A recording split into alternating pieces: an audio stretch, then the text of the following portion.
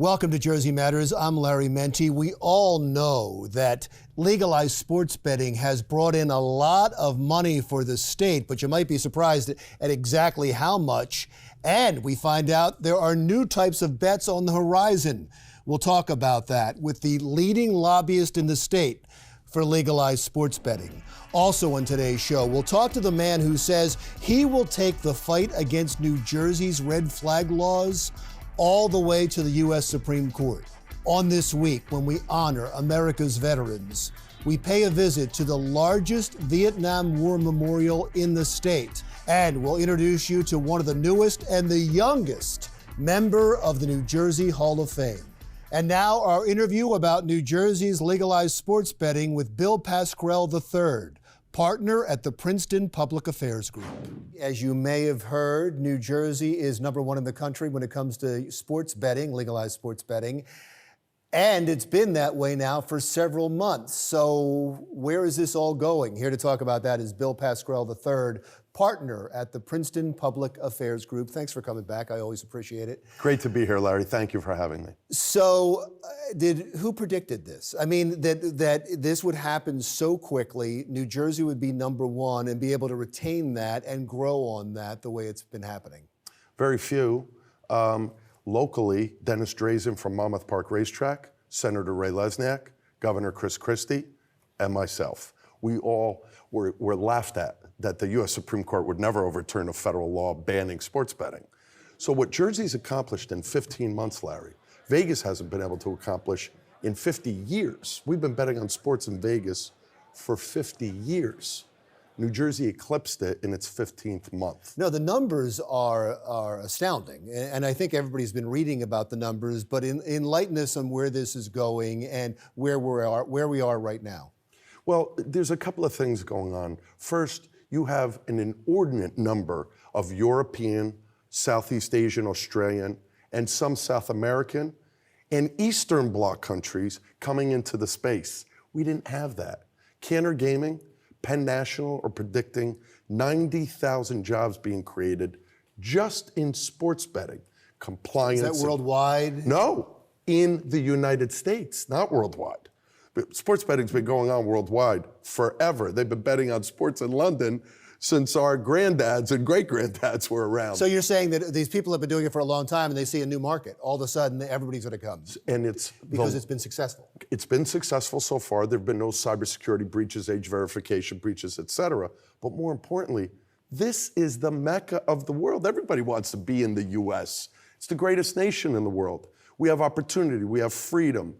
We have great expansion opportunity, and we are going to eclipse some of the more advanced multiple century old markets, because New Jersey has it right, and many of the other states that are coming online, 14 to date, in terms of sports betting, both retail and online, are realizing the opportunities of taking Jersey's law and replicating it because it works. What's next? There's a couple of things next, and I do want to give credit to the Speaker, the Senate President, and the Governor of New Jersey for creating an EDA program, which is incenting people to locate here. So I have a client who I'm not authorized to say their name, unfortunately, but out of Gibraltar, that's locating in Bayonne, New Jersey. There's another client of mine out of London, the largest sports betting company in the world, mind you, and I can say them, GVC, partnered with MGM. They're in Jersey City, creating hundreds of jobs. What's next is a couple of things. And it's hard to get into. Let me stop on that for a second. Can the market be oversaturated in New Jersey? No, it cannot.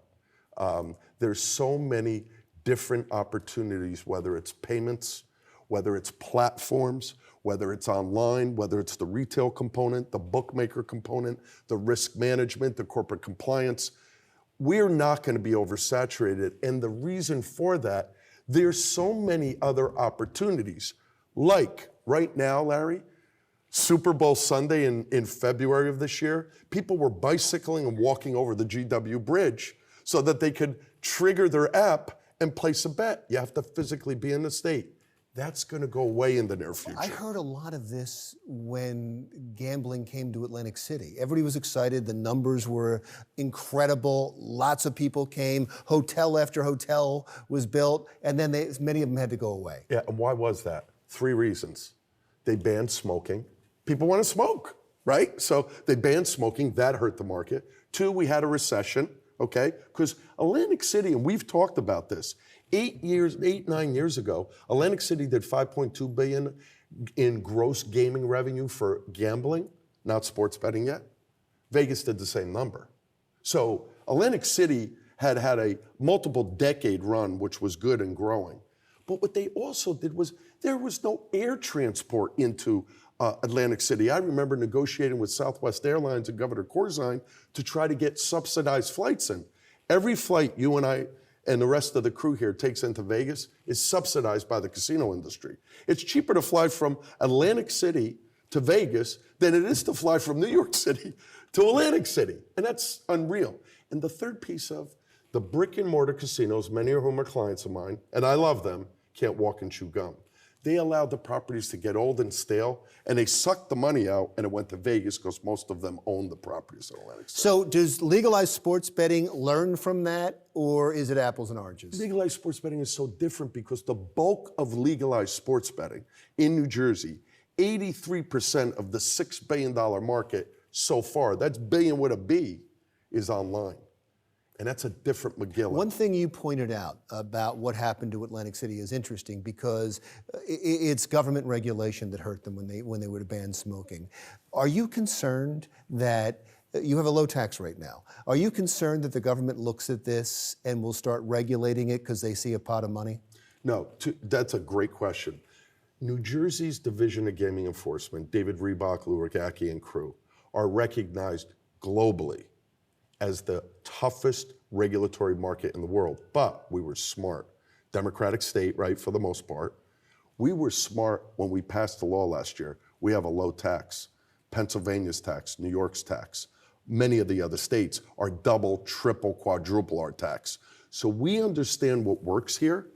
And the point is that when you bring an online gaming interest, whether it's sports, poker, or casino to your state, you should get it right, because people can put servers anywhere. Are the lower taxes one of the reasons you're doing so well?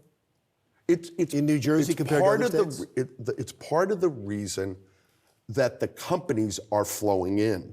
But the reason we're doing so well is a very innovative market, whether it's William Hill, GVC, FanDuel, DraftKings, Caesars, Hard Rock. They've all gotten really robust markets in targeting player acquisition.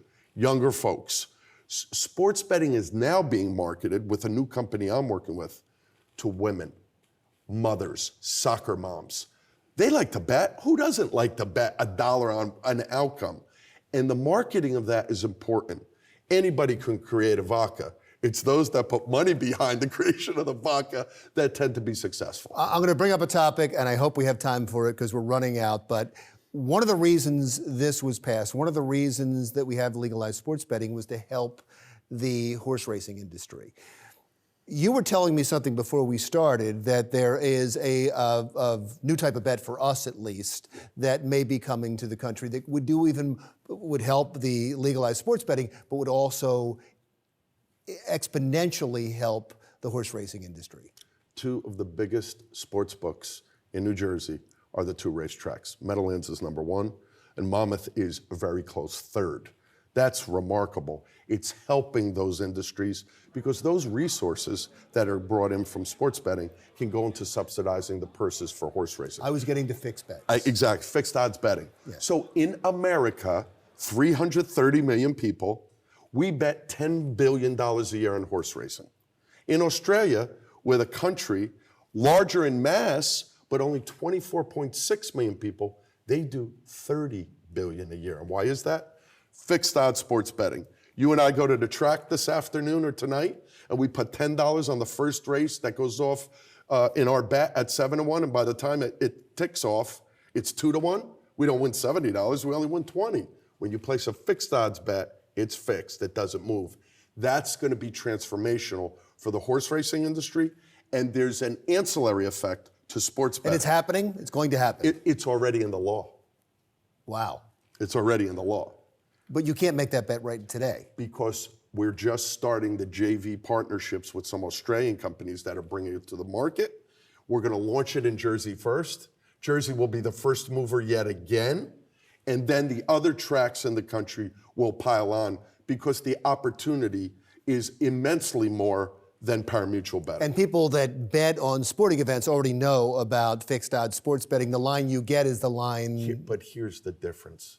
In London, in Australia, in many parts of the world, they've been betting for centuries on fixed odds. American punters, we call them, or gamblers, they don't understand it yet, but they're going to. I'm way over. Thank you so much. I appreciate it. As always, you coming in. Bill Pascrell III, partner at Princeton Public Affairs Group.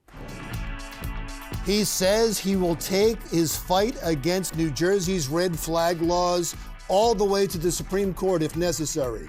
You'll meet him when Jersey Matters continues.